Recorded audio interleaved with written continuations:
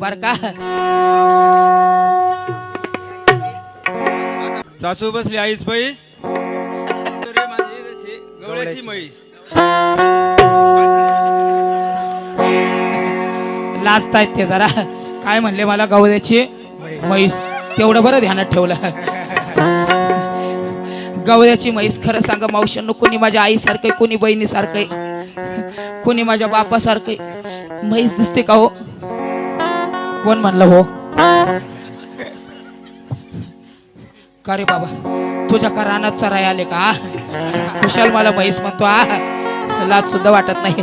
पण बर का, काय म्हणले मला गवळ्याची म्हैस? उभे राहा, लगेच बसू नका, उभे राहा. या येत या, स्टँड अप, उभेच राहा. बर का, काय म्हणले मला गवळ्याची म्हैस? मी काय कमी नाही, मी सुद्धा एक नाव घेते आता. बर का, नाही नाही पुन्हा तुम्ही नका घेऊ, मीच घेते की.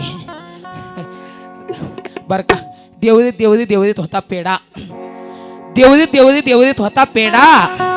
मी गवळ्याची म्हैस, तर आमचे वामनराव पखालीचा रेडा.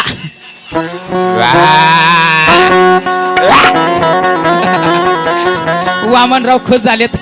जाऊ दे, वामनरावांसाठी आणखी एक नाव घेते. थोडे उभे राहा आता, काय नाही झालं. आता देवाचं नाव, हे देवाचं नाव घेते, देवाचं घेते. आणि एवढे चार चौघीत मारू नका की, मला घरातही किंमत नाही ना. आता चार चौघीत पण मारताय का? घरी गेल्यावर मग माझ्याकडे पण लाट नाही. बर का, काय सांगावं मावशांनो, एक तुमच्यासाठी चांगलं नाव घेते आणि देवाचं नाव घेते आणि मोठं घेते. कारण आजकालच्या महिला मंडळांना म्हणलं नाव घे, तर ती काय नाव घेते माहिती का? पियुष. कधी सुरू झालं कधी संपलं तिलाच माहितीये. पूर्वीच्या महिला मंडळ त्या आजीच्या काळातल्या अगदी मोठं नाव घ्यायच्या.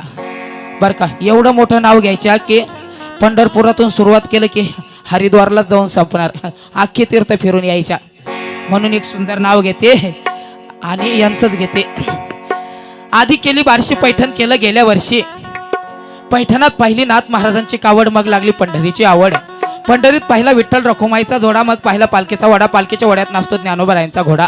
ज्ञानोबारायांच्या घोड्याला घुंगराची हलकी, मग पाहिली मुक्ताबाईची पालखी. मुक्ताबाईच्या पालखीला मोत्याचा तुरा, मग पाहिला गोपालपुरा. गोपालपुऱ्यात पाहिला जनाबाईचा खेळ. मग झाली आळंदीला जायची वेळ. आळंदीचा सोहळा खास, देव आले आसपास. साधू संतांची केली सेवा, मग गेले महादेवा.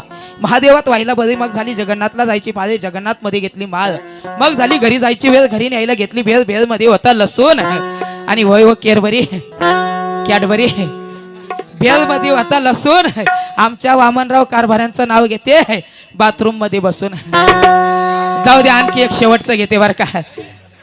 एक घेते आणि लगेच सोड शिट्टी.